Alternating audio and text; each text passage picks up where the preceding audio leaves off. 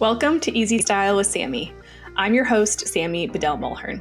Each episode, I invite a friend, family member, colleague, or just someone I've met on this journey called life to come and share their personal style and approach to business, parenting, life, and everything in between.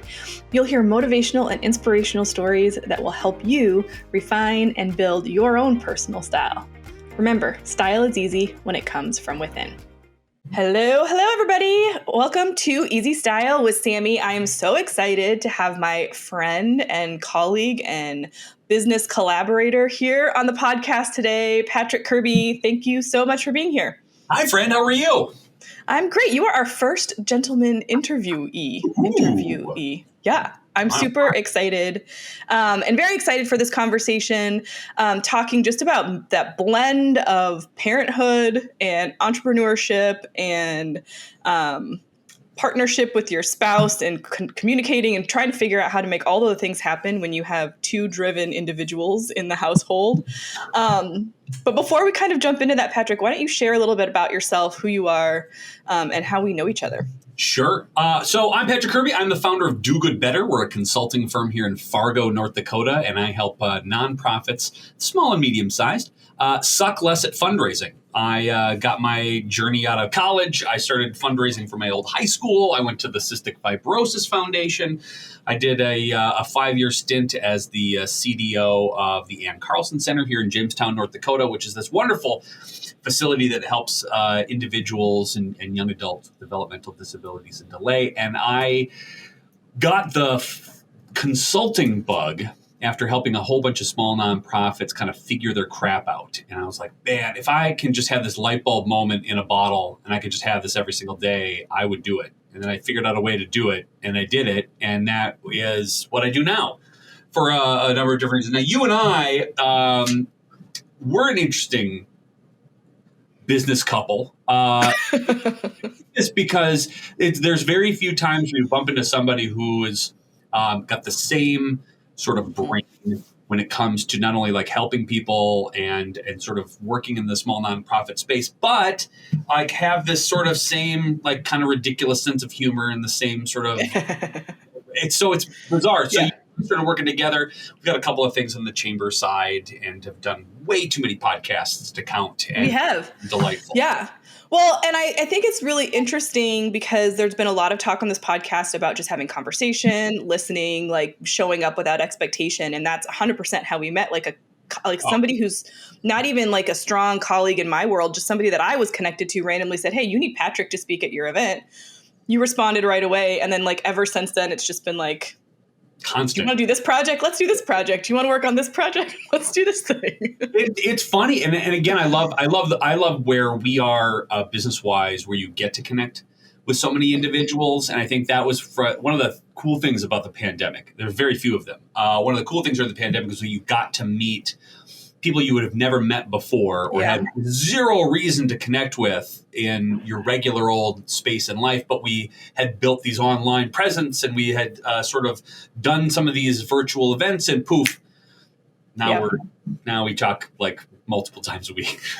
Multiple times a week. We have lots of projects. Random technologies everywhere. Yeah. Yep. Okay. Well, so here's what I want to talk about today because your social media handle is Fundraising Dad on TikTok. I don't know how active you are on TikTok these days, but I think on Instagram too, on a couple different places, right? You have Fundraising Dad. Both of them are Fundraising Dad, yeah. And I love it because it's just this perfect marriage of kind of what your priorities are in life and how you want to show up in this world. And you're just goofy and funny and silly and very real about what it's like to be a parent of young kids. Your kids are 3 of them all in elementary school, yeah? Yep, they are. 11 and 8 and 5. It is a busy household, if you will. Yeah. Well, and that's one of the other things that I've noticed with the pandemic as well is with more people working from home, where typically you hear conversations from the moms being like, okay, well, I have to stay home, my kid's sick, or I have to do this. Like I was noticing more and more calls with some of the male counterparts that I was working with saying the same thing. And it was kind of really nice to hear, to not just show up in meetings and feel like I'm the one who's like always having to struggle with the kids stuff, but that the dads that are working from home now too are stepping into that role a little bit more. Out of the pandemic, and I had just gotten my big boy office, right? So my wife had decided that I had enough paperwork on the kitchen counter that I needed to leave. And so I got an office, and a couple of months before the pandemic hit. So we had this really interesting luxury of both of us were working, from home. She had her office closed, and I had this. So we would just ping back and forth half days. So I would go in the morning and she'd go in the afternoon, and I'd go back and watch the kids. And that was just kind of a nice little break so that we wouldn't necessarily go insane while managing kids at the same time. And we've navigated that now where we just have replaced post-school us being home one day, alternating throughout the week. So we've just kind of carved out the time that way. So it was more of a matter of necessity. I'm like, I have an office. You don't have to be in the basement and listen to the wrangling of the 3 children up there. This might actually work together. So it was actually nice forcing us to schedule out. And then that just became a regular habit. So, we alternate days when we're sort of prepping dinner. We alternate days when we're picking up and making sure that the kids are up from school. It was just a force of habit that we've just continued this entire time. So how do you kind of structure your weeks? Because where Patrick and I are very similar in what we love to do for work, we are very different when it comes to calendaring and structure and to-do lists, which I think is part of the reason why we work so well together on some of these projects, because we both kind of keep each other in check. Right. But what does that look like for you in your household then as you're planning your week? Like, are you sitting down and saying, well, this week I have heavy workload, next week I don't have so much? Like, is it just kind of a give and take based off of, because she works on some pretty big projects as well. Yeah. She's corporate, like your hubby, very corporate, corporate heavy. I get most of my stuff done in the morning. So I'm most agile. My brain works before 1 in the afternoon. So I've taken a lot of the morning pieces. So I'll get up super early. I'll either go to the gym and I'll come back and I'll make all the kids breakfast again about the door. She just needs to not talk to people until she brings people, right? I just know that. Just part of knowing who you are. Yeah, 100%. Own it. I'm ready to talk and have full conversations with people, and that seems to work with 3 children who just want nothing to do but talk. So that's the morning routine, and then I'll just go and work for the day, and then we can alternate off in the afternoon. Yeah. And it's just that's how it is done. Whenever something comes up, like for example, yesterday I was asked to host a radio show here locally. So I go down to the studio, and Mondays are my day in the afternoon to be home with kids and prep dinner. Had to flip it to today. So today my whole day got flipped back where I do it. So we're just constantly, doing this. We're constantly on each other's calendars. So, this is any place that we're going or doing, we just get it on the calendar, because if it's not in that, then it doesn't exist. Yes. And we've had that moments where, hey, I have to make this appointment. I go, it's here. I can't move this. And trying to do your best to know that everything is movable. I think that's the thing that I even struggle with too, that even in my mornings, which if I don't get through a morning where I'm not interrupted with work stuff, I kind of get a little frazzled. And I have to remind myself often that everything is movable. There's nothing outside of there's nothing really you can't move. It's hard for me to say out loud. It's hard for me to do. And then I do it and it's fine. Well, I think it's being in touch with what your non-negotiables are. Like, the kids have sports practices, that they have to get to school. Like, there's certain things that are harder to move that are bigger priorities for you. Right. So I think it's really being honest with yourself about what's the non-negotiable and then letting it go. And I'm with you. Like, it's hard to move things, but nobody cares. They're like, yeah, that's totally fine. I spend most of the time, again, this has been such a weird winter here in flyover country where we have so many snow days and it's always constantly snowing and school being canceled and closed. So my entire week is usually just shifting meetings from one place to another, and everyone does it. And you think that you're like the most special one where everybody's really interested in your meeting. No, they aren't. They're as excited about meetings as you are about canceled meetings, and it's the unwritten rule that nobody seems to be talking about how everybody doesn't want to go to a meeting, and the sense of relief and oh, thank God I don't have to go to that. Even though you like a person, you're just like, I don't want to. Right. I got an hour back in my day that I don't have. And that's, I think, the interesting thing about both working from home and having dual parents over working is that the value of time is so much more than anything else it's ever been, which is bizarre because we spent like all the time together during the pandemic. You'd think you'd want some freedom, but that's the most valuable thing that we have now. It's the most valuable resource that I have in my calendar is just a block of time. Yeah. Well, okay. And I like that you brought this up, time and like the time we spend together. And I think now it's more about quality, like how can we spend that quality time?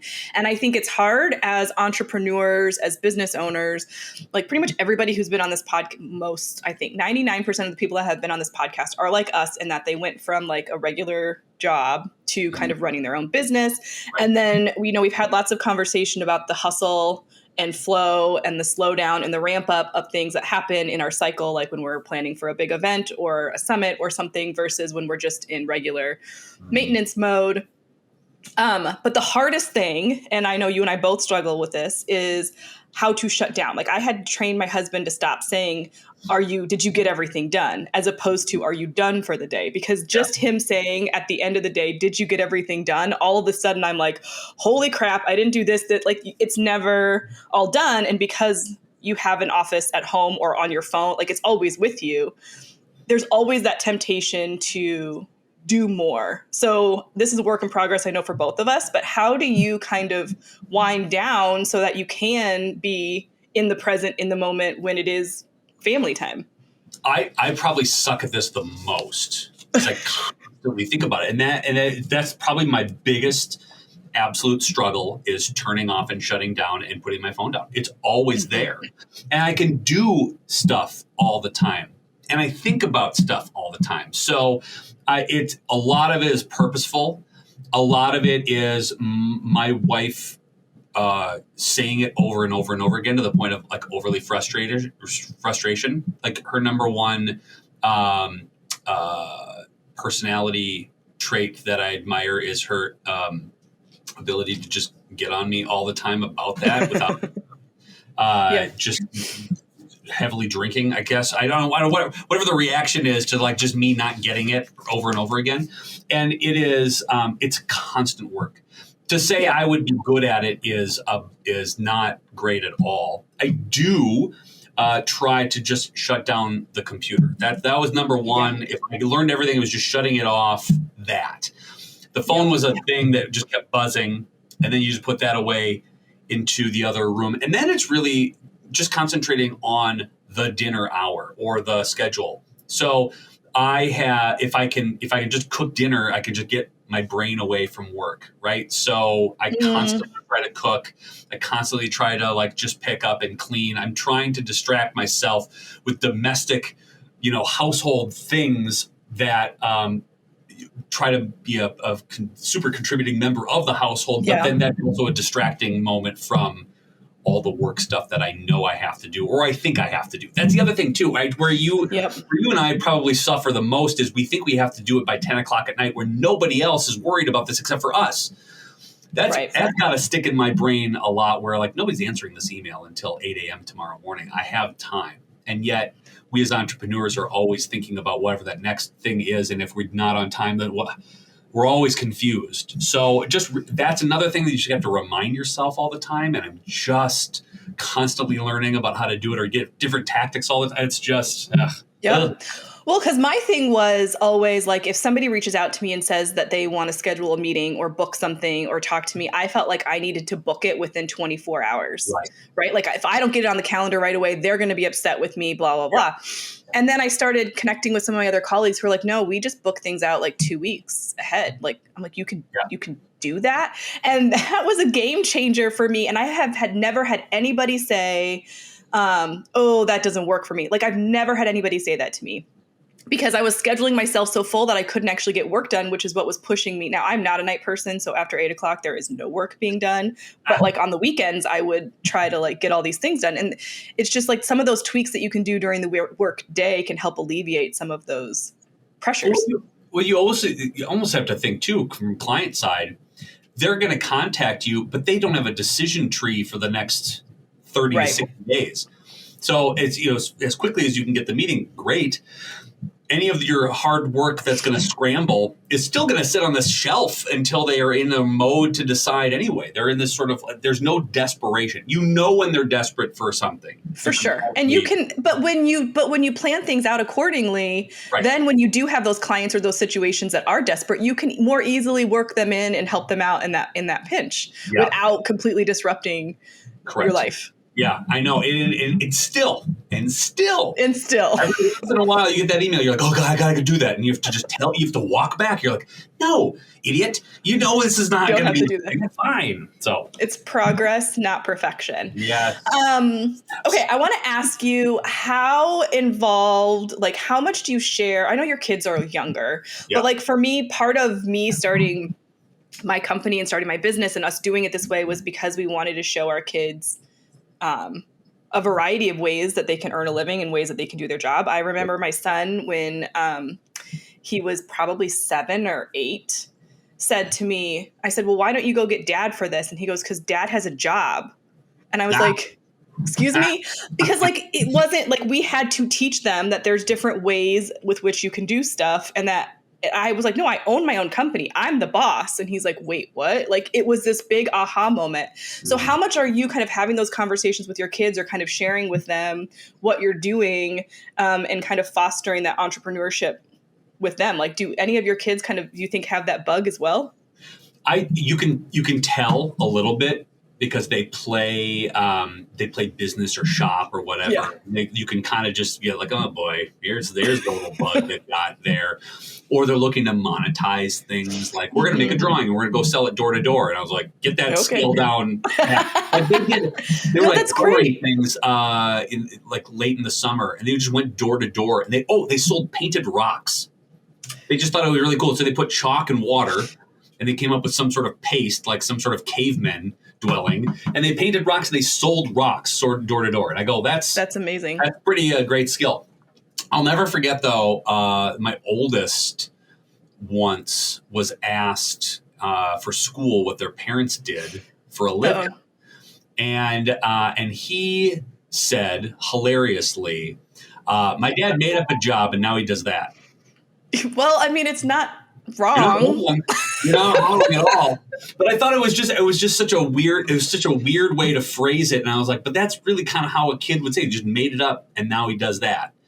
And I think that creativity, if I can instill something from get out, unplug from the matrix. And if you can do it, that's fine. And if you don't have the skill sets, you don't really want to do that, that's fine. This is way high pressure and it's just obnoxious most of the time. And the rewards and the hills and the valleys are so emotionally draining and then rewarding at the same time. You just need a little consistency. So if they don't do it, I'm never going to be mad about it. But I do love that they're creative about explaining it, and then you can kind of see the creativity about when you do or if you have self-awareness that this 9-to-5 thing is not necessarily for everyone. I think that's the lesson that I love that they're learning, that I'm trying my best to do. So, and then I'm never like not missing a thing. You're like, that's the other thing too. Like I don't want to miss stuff. Yeah. And unless I'm traveling, which is rare, because you can do everything virtually now. I want to make sure that I hit, guitar lessons and piano lessons and taekwondo and whatever else 1.5 billion things they're doing. So you don't miss those stuff.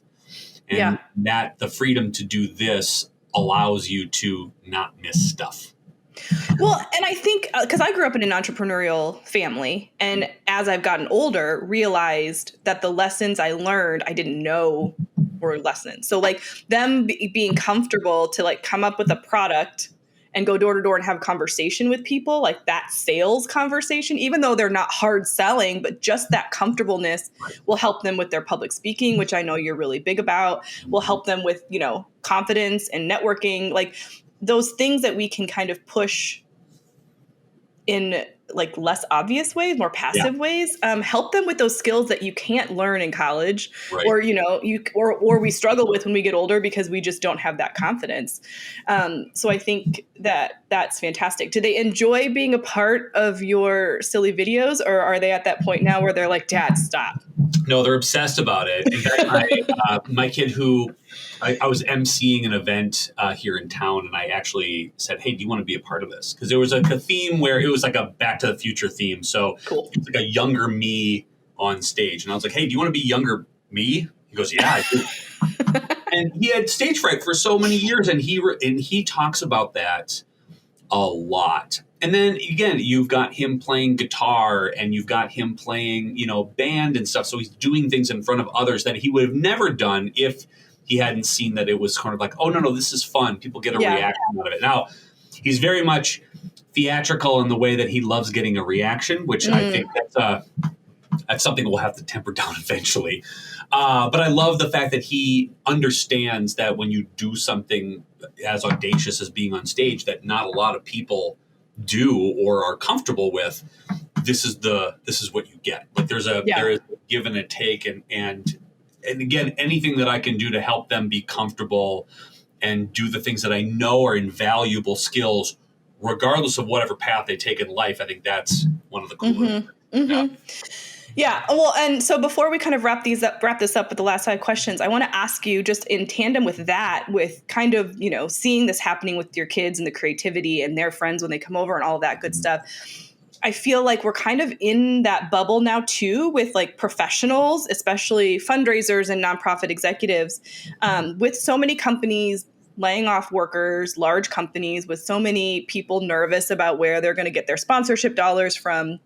Are you seeing people stick their heads in the sand and just like kind of freak out and give up? Or are you seeing people, and maybe it's a combination, people that are like, well, this is a time where we can just try anything and let's just be super creative and be innovative and see what happens? Like, what are you seeing out there? It's both. And actually the ones who are who do get creative with any approach that they take are getting all the results. Yep. The ones who have said, okay, well, we'll just continuing on, are seeing a great decline in not only just individuals participating, but individuals who are interested because they've already seen it before.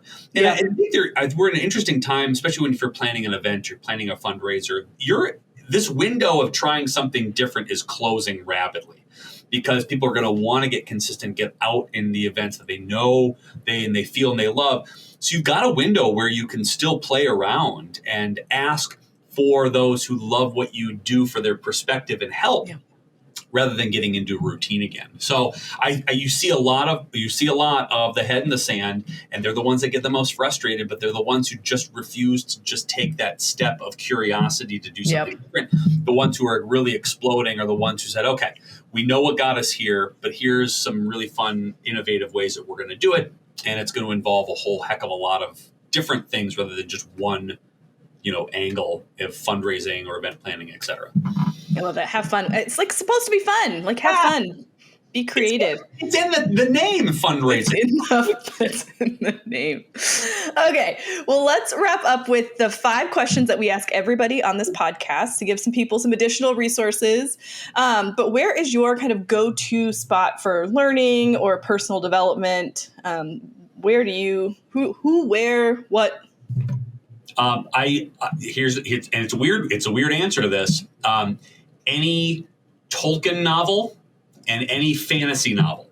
So like high fantasy, elves and swords and dragons and magic and stuff. I have been asked constantly, like, what books do you read? And I go, all pure fantasy novels. It's world building. It helps you tell stories. It says that you're not confined by like what I think that marketing book and traction means. That doesn't, who cares? Nobody cares about that. They care about how creatively you tell a story or creatively come up with a solution. So the ones who build worlds in these high fantasy novels and these really weird books that are not, super like that is where I love to live. And it's where I get the biggest inspiration for creating stuff all the time. So when you're feeling stuck on something, or if you're just feeling like a lack of motivation, or you're just like, I can't figure out how to solve this problem, you'll go read The Hobbit. Read The Hobbit. Yep. That's interesting. I love that, because I think the opposite is true. And you're right. Sometimes when you go just to industry books or learning books, you aren't being creative because you're just now reading their formula. And, exactly. You're just using whatever somebody else has done before. And if you think about it from, Tolkien made up half the English language. He wrote a dictionary. He wrote the dictionary.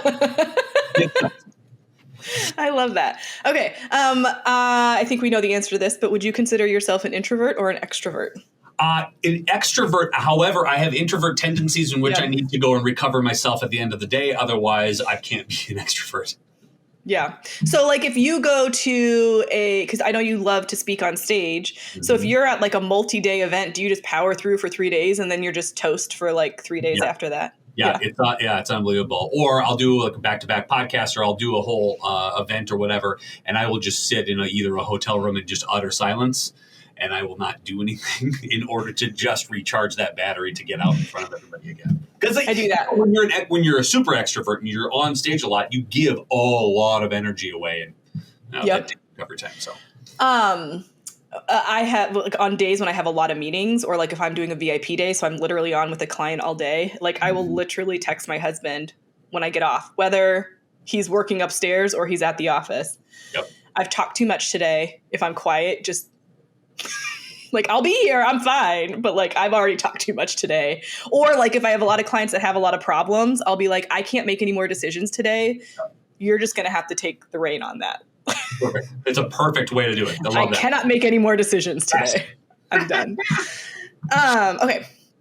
What is one thing on your goal list this year, either personal or professional? Oh, man. I am going to golf more. I promised myself for years I was going to do that as an entrepreneur, and I have not achieved that yet. So this is the year. So golfing more means? Not working on Friday. No, like once a week? Oh, okay. So, okay. Got it. Yeah. Yeah. Join a league. That'll help. It'll make you. I might force myself to do that. Yeah. Yeah. I love it. Okay. What is one piece of advice that you've gotten from someone that has stuck with you? Never take advice from somebody who hasn't taken the leap itself when you are managing business. So everybody's going to have a piece of advice for you, and most people who are giving you that advice have never taken the risk themselves, and that is not the advice that you should be following. I love that. So like, if they're telling you what financial advice or strategy, but it's not something. Well, and I think we see that a lot with board members coming and making suggestions to executive directors about what to do, but there's no, it's easy to throw that out because there's no skin. Like, well, there is skin in the game, but like, if it doesn't work out, it's like, well, I didn't do it. I just told you it was a good idea. Do as I say, not as I do bit doesn't work, especially in business. That's for sure. Yep. I love that. Okay. What is a non-negotiable for you in your life? I will travel now before I am retired in order to enjoy the places in which I will travel to.